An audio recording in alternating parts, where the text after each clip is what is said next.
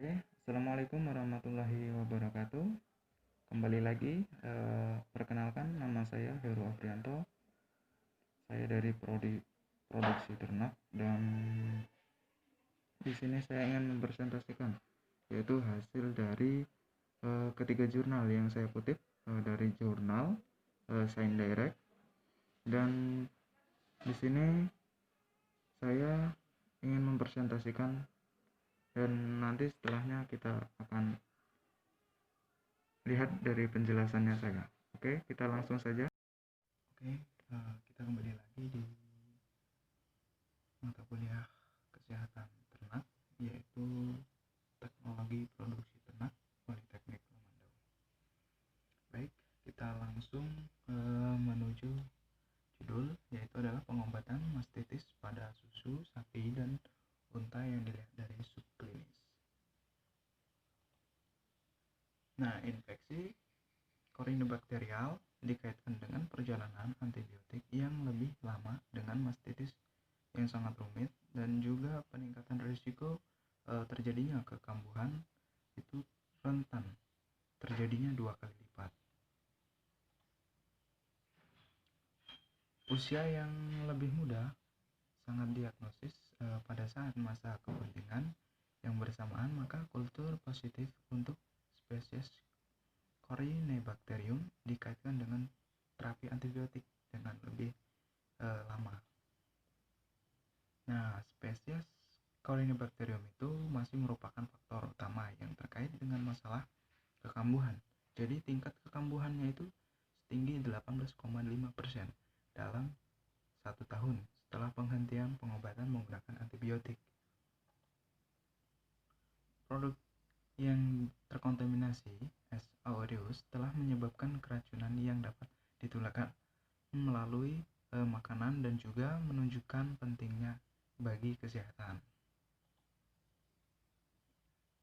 Selain itu, kerugian ekonomi untuk peternakan sapi perah cukup besar karena mastitis sapi perah menghasilkan penurunan produksi susu, peningkatan biaya perawatan, kesehatan, dan tingkat pemusnahan yang lebih tinggi.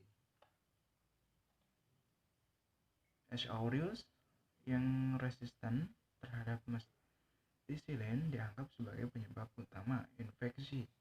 Baru-baru ini, isolasi MRSA dari susu mentah dan produksi susu telah dilaporkan di seluruh dunia. Jadi banyak sekarang yang melaporkan bahwa baru-baru ini isolasi MRSA itu banyak telah dilaporkan di seluruh dunia. Tingginya prevalensi S. aureus yang resisten terhadap antimikroba dari susu mentah, bahan baku untuk produksi susu, harus dianggap sebagai risiko potensial terhadap kesehatan manusia. Jadi sehubungan dengan risiko patogenisitas, keberadaan gen virulensi di antara semua isolat juga dievaluasi untuk diterima sebagai faktor virulensi penting yang berkontribusi terhadap invasi bakteri dan melarikan diri dari kekebalan inang.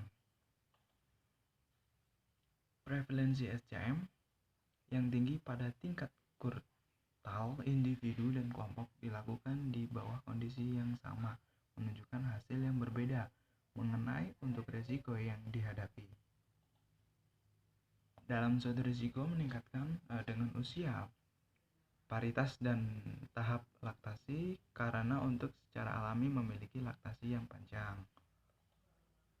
Tahap laktasi selanjutnya berarti waktu paparan yang lebih lama terhadap patogen ambing, dan dengan demikian risiko akumulasi yang lebih tinggi. Selain itu, SCM dikaitkan dengan lesi kulit pada puting susu dan ambing, kondisi yang dapat menumpuk dari waktu ke waktu. Sedikit yang diketahui, ini pada penularan.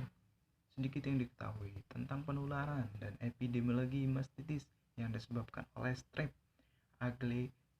Agalactiae dalam unta susu pada spesies lain strep Agalactiae dianggap sebagai patogen ambing yang menular. Itu dapat ditularkan di dalam kawanan sekitarnya melalui perawatan, pemerahan yang terkontaminasi, dan kurangnya kebersihan higienis dalam pemerahan susu. Oke, terima kasih. Selesai.